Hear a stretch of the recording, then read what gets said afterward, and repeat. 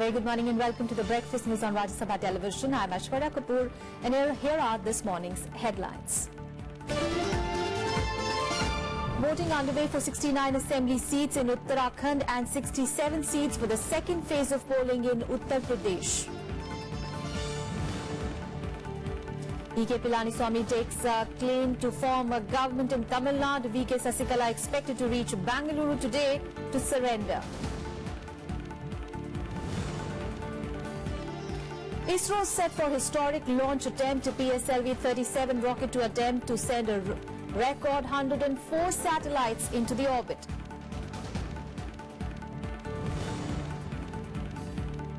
And multiple encounters in Kashmir Major, among 4 soldiers killed. 4 militants also eliminated in encounters in Kupwara and Bandipora.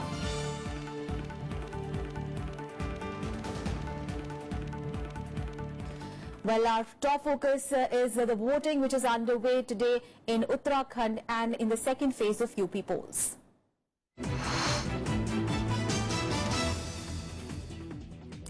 Well, voting is underway in the second phase of elections for 67 assembly constituencies spread over 11 districts in Uttar Pradesh today. Well, 720 candidates are in the fray in this phase, where close to 2.28 crore people are eligible to vote, including over 1.04 crore women.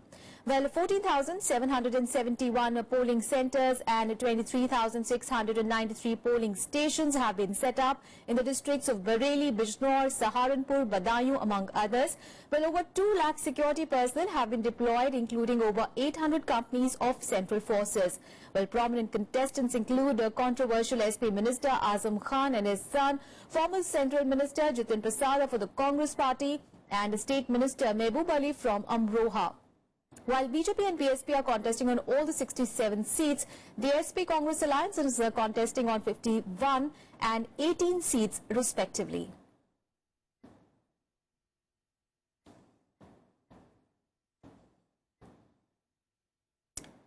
All right, Akhilesh Suman is joining us from Bareilly. Akhilesh, you are at one of the polling stations in Bareilly there, and as we saw in the first phase of UP elections, the turnout was pretty decent, and it's just 1 hour into the voting. What is the trend? What is that you are seeing at the polling stations?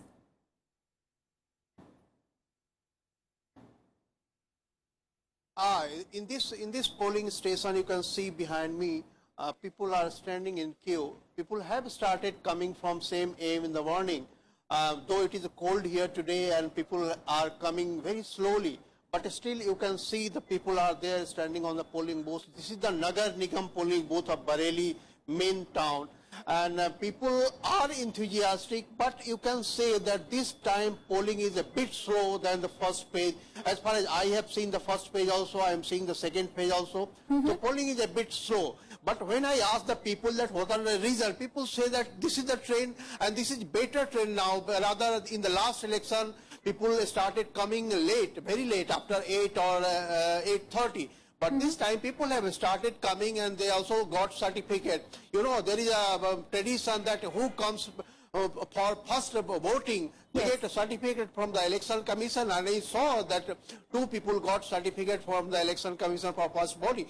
So it is a very peaceful polling station, and there are 2 constituencies in Bareilly, Bareilly Main and Bareilly Can, and both seats are held by the BJP. But this time there is a tri-corner context, and it is also very important and very interesting because SP and Congress are in alliance, and BJP is facing some sort of impact of demonetization. And this is an area in all the 67 constituencies, you will see that there are farmers, there are industries, like in Muradabad you have the brass industry, like in Rampur you have the knife industry. So it is very active zone, and it will be interesting to see that how the trading community are influenced by the demonetization, and this will be in a way they will be impacted or not. This will be interesting to see. Aishwarya. Absolutely. You were talking about the trading community, but you must have spoken to the voters here, because the number of sugarcane growers as well, a lot of area also falls under the sugarcane belt and the paddy belt. So there are a number of issues of their concern as well.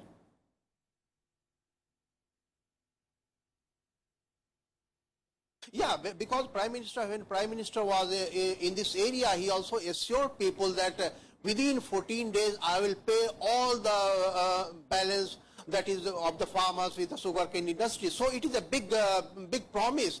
Why it did not happen, it is still amazing, because the state government says that you gave directly to the sugarcane industry, and the central government said that it will go through you. So it is a big debate here in Uttar Pradesh. Whatever, it is also a question that law and order situation, everyone is expecting that law and order situation should be better than the incumbent government. And people are saying that development should be also in a fast pace, because we want a smart city in UP also, but they also demand that Bareilly should be a smart city. The people were telling me all life that Bareilly should be a smart city because it is a very important corner of the state. Absolutely. So a number of issues people have started trickling in. As far as polling booths are concerned, it is the second phase of polling in Uttar Pradesh. Of course, thank you so much, Akhilesh, for those details there. We'll keep coming back to you. Meanwhile, polling is also underway for 69 seats in Uttarakhand, while close to 75 lakh voters will decide the fate of 628 candidates, including 62 women spread over 13 districts. Now, Congress and BJP are locked in a straight contest in most of the seats, but the presence of about a dozen rebel candidates in the fray as independents and the party turncoats may upset the poll mathematics. While BJP and the Congress are contesting from all the 70 seats, the BSP is contesting on 69 and SP on 21 seats. Well, the election for the Karnaprayag seat will be held on 9th of March following the death of a BSP candidate in a road accident. Now, 30,000 security personnel, including 105 companies of Central Armed Police Force, 25 companies of Uttarakhand Police and Home Guards have also been deployed around 10 polling booths which have been set up. Now, verified paper audit trail or the VVPAT machines are being used for the first time in elections in Uttarakhand. All right, my colleague Shyam Sundar is now joining us from Dehradun. Shyam, a very good morning. Well, Uttarakhand really is known for its fluid leadership. The regime changes every 5 years. But, you know, this time there are a number of interesting factors, number of party turncoats as well as a number of rebel independents also in the fray. So that is going to really change the mathematics, isn't it? Yeah, definitely. This is one of the issues which is discussed in Uttarakhand polls. But let me tell you that sun is out in Dehradun and it's a pleasant weather here. And you can see long queues behind me on the polling booth. And I can hear the sound of EVMs, and polling is going smooth. And I have two voters, and you were asking about the issues. They have voted. Tell me your name. Shreya. Shreya, what are the issues on which you have voted today? Basically, we have a lot of natural calamities happening here in our state, and there's roads and there's like basically the same things, right? We need our leader to look at things which we face every day, and so that's what I voted based upon. To be sensitive towards the towards what happens, yes, not just in the city, even in the rural areas. The rural areas. Yeah. So there are leaders who are with Congress. Vijay Bahuguna, he was chief minister. Now they are contesting on the BJP ticket, and many BJP leaders are contesting on the Congress ticket. Do you think that this will be also in the mind of the voters? What? That Vijay Bahuguna, who was chief, yes.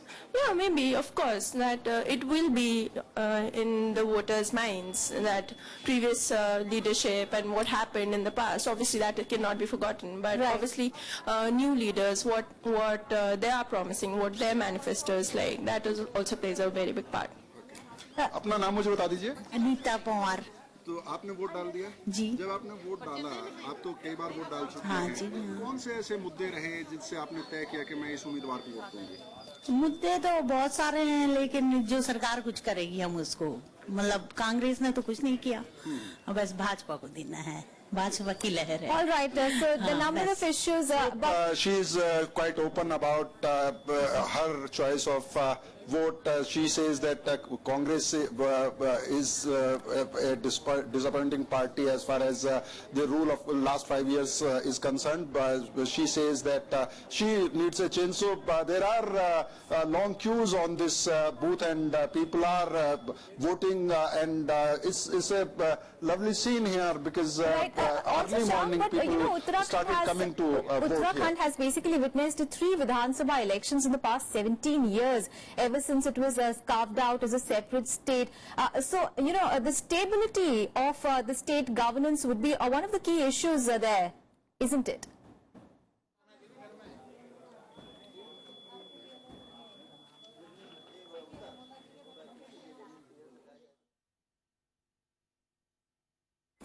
All right, we seem to have lost contact with our reporter Shyam Sundar there, but we'll keep going back to him. But he was telling us that the voters have started trickling in as compared to Uttar Pradesh, where we had spoken to one of our reporters there, and he was telling us that it's pretty early, so probably not many people had turned out. But as contrast to that, in Uttarakhand, where Shyam Sundar is at the moment in Dehradun, there was a pretty decent turnout very early in the morning. Of course, that is one big story that we'll keep tracking through the day. But let's move on in the bulletin now. Well, now to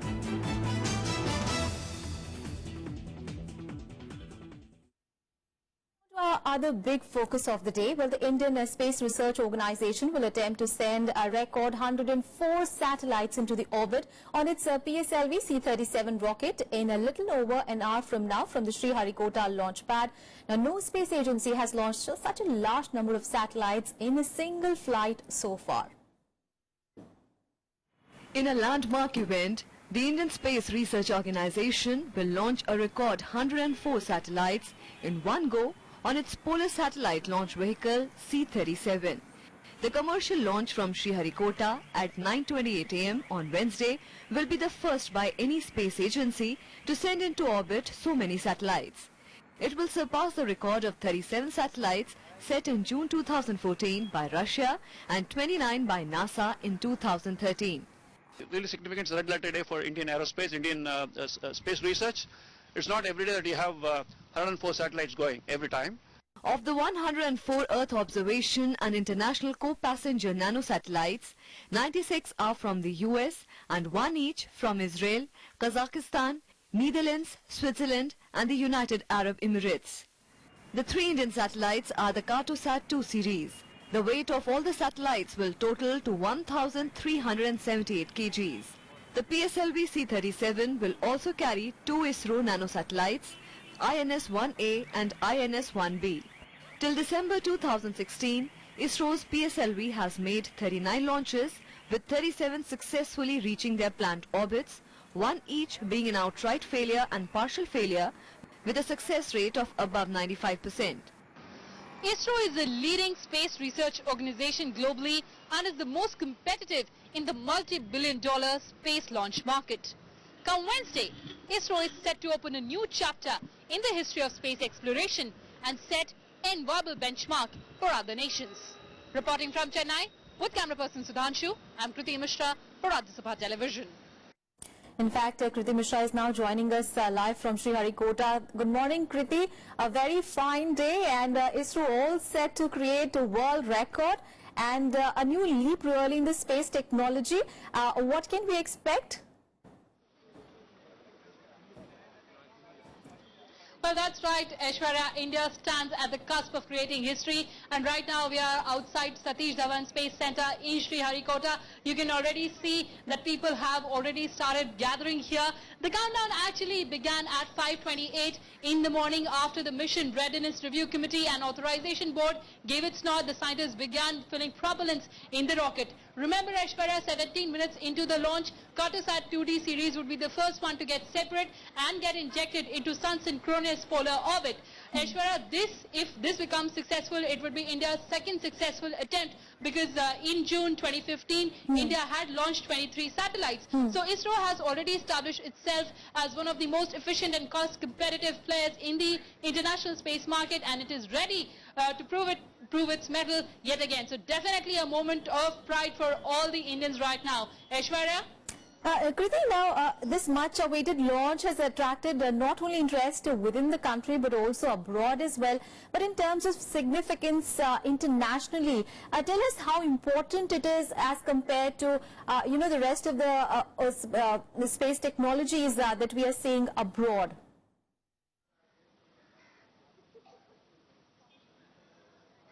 Well, that's right, Aishwarya, because this is extremely important. First, because we'll create history. It was Russia that had launched 37 satellites. Now, of course, we are ready with 104 satellites. Yes. As far as the mission goes, it is extremely important because it will get image senses, and a lot of remote sensing technologies will have these images would help us to actually go ahead with urban and rural planning to actually monitor coastal line. And as far as international players are concerned, remember, Aishwarya, we are launching 104 international satellites right now. It has also brought arch rivals like Israel and UAE together. So definitely, as far as the technology is concerned, it is going to be yet another milestone for Indian Space Research Organization.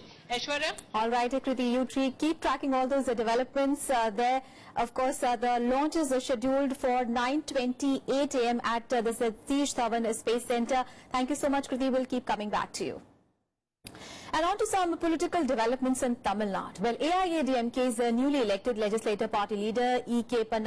Palaniswami has staked a claim to form the government in the state. Well, he met the governor on Tuesday with a list of MLAs supporting him. Well, soon after Sasikala's conviction, the AIADMK, remember, had expelled caretaker Chief Minister O. Palaniswami and 19 others for anti-party activities. Now, Sasikala is expected to reach Bengaluru today and surrender. Newly elected AIADMK legislature party leader Edappadi K. Palaniswami met Governor Vidyasagar Rao and staked claim to form the government. The meeting was brief, in which Palaniswami presented a list of MLAs supporting his claim. His meeting came on a day when he was elected the legislature party leader replacing VK Sasikala. O. Pannirselvam also deputed two of his emissaries, Rajya Sabha member V. Maitreyan and former member P.H. Pandyan, to meet the governor to present his case. After the news of her conviction, an emotional Sasikala addressed MLAs lodged at the resort. She said despite the difficulties, she is overwhelmed at the support that the MLAs have given her.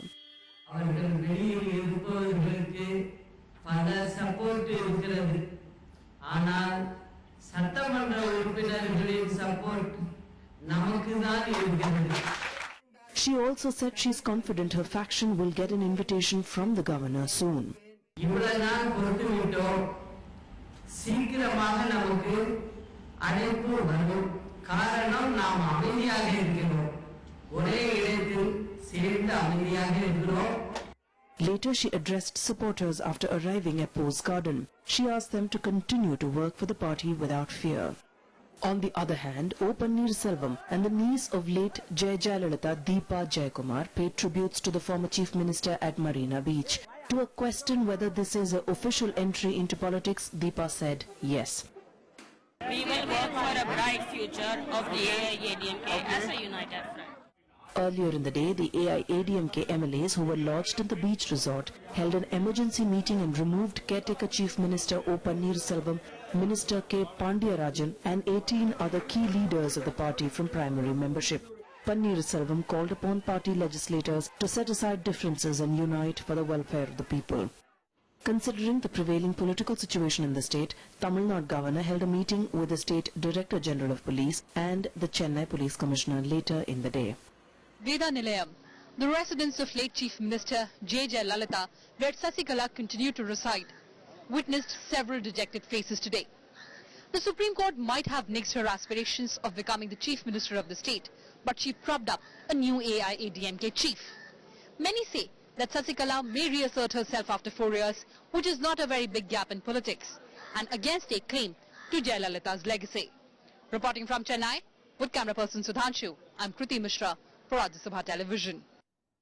Well, these developments came after Supreme Court yesterday set aside VK Sasikala's acquittal by the Karnataka High Court in the Jayalalitha disproportionate assets case and restored her conviction by a trial court in the case. Well, the trial court had sentenced Sasikala and two others to simple imprisonment for a period of 4 years each and a payment of a fine of 10 crore rupees each. Now, they would have to suffer imprisonment for another year in case of default. AIADMK General Secretary VK Sasikala's hopes of becoming the Tamil Nadu Chief Minister dashed by the Supreme Court. The Apex Court on Tuesday found her guilty in the disproportionate assets case. It also upheld a 4-year jail term and a 10 crore rupees fine handed down by a lower court and banned her from seeking elected office for 10 years. Then VK Sasikala, VN Sudhakaran and Ilavarasi, who were guilty of disproportionate assets, and the complaint was made by Palaniswami, and judiciary had a very tough time with these master criminals, and it had taken 19 years to come to this day when the corruption in this country will be rooted out by the order of the Supreme Court. BJP leader Subramanian Sami first filed the disproportionate assets case against the late Tamil Nadu Chief Minister J. Jayalalitha and her confidant Sasikala in 1996. The verdict, nearly 20 years later, triggered contrasting reactions from political parties. इसमें सिर्फ review के लिए मांग सकते हैं, वो तो इसी जज के पास जाएंगे. इस जजमेंट के बाद बेफजूल है, और यदि इस जज के सामने दोबारा नहीं जाओगे तो फिर क्यूरेटिव 5 जज के सामने भी नहीं जा सकते. वो सब एक औपचारिकता है. मुझे नहीं लगता कि 4 साल से की सजा से बच सकते हैं. Already now, you know very well, case is there. We are going to appeal for that. There is appeal, definitely review petition will be there. We are going for appeal.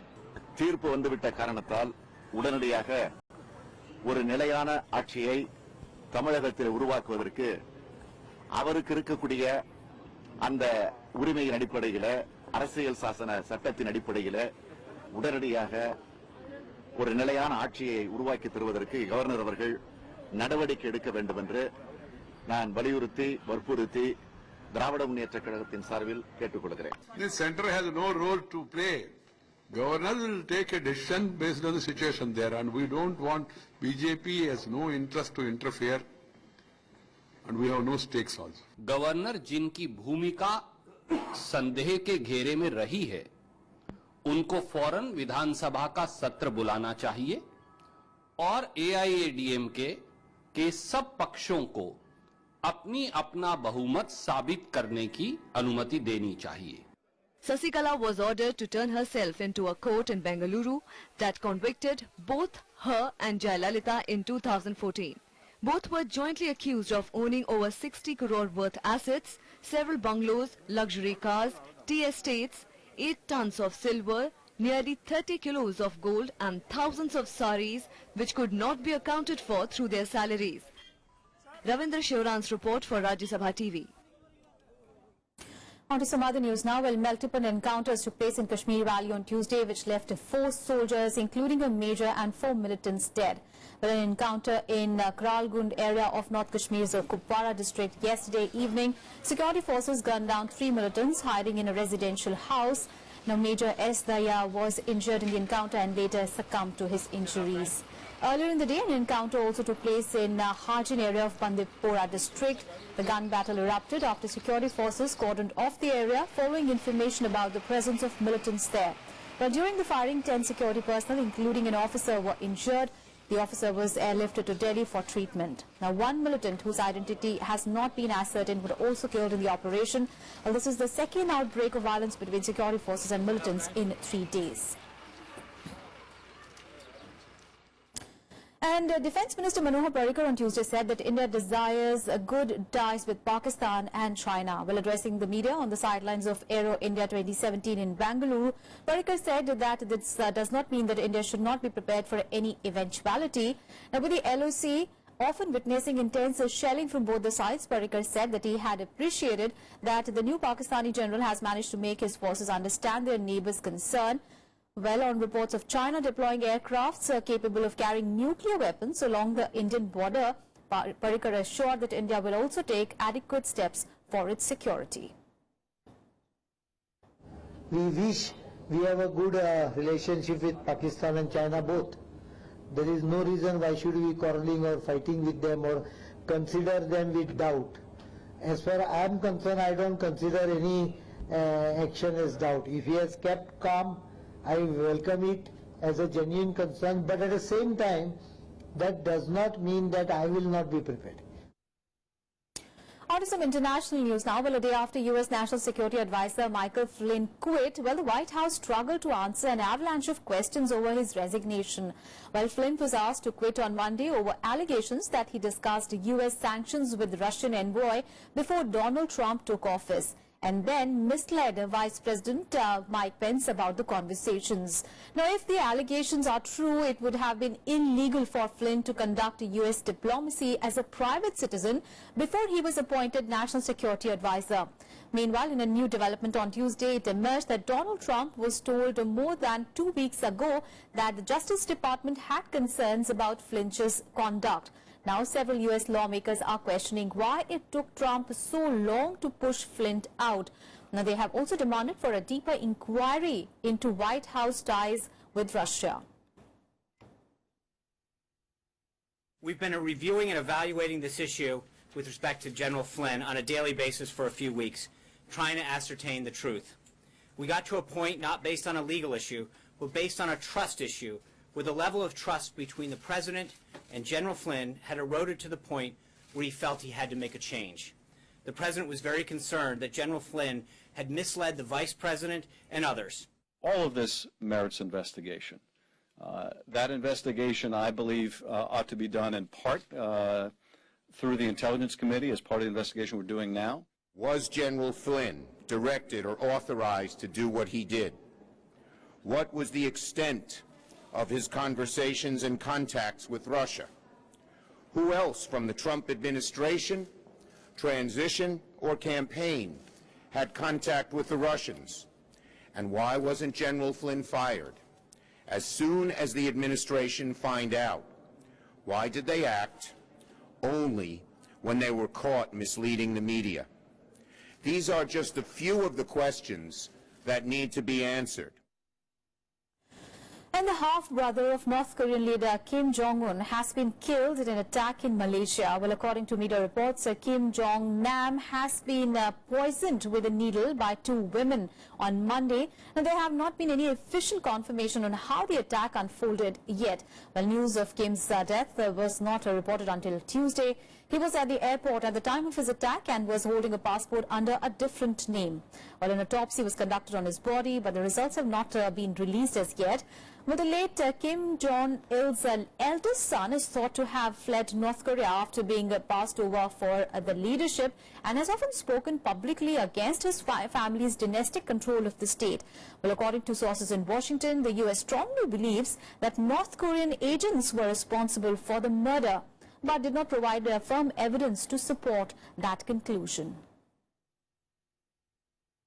The fact is that someone like him, who is related to the leader, indeed he was supposed to take over for his father rather than the current leader, who has been expressing dissatisfaction with his brother's leadership and is in a position to serve as a focal point for opponents to the regime, his life is going to be in danger. And I guess finally, after there were a couple of other reported attempts on his life, the North Koreans may have succeeded. Well, that's it for me and my team in this edition of news. But news and updates continue on Rajya Sabha Television. Thanks for watching.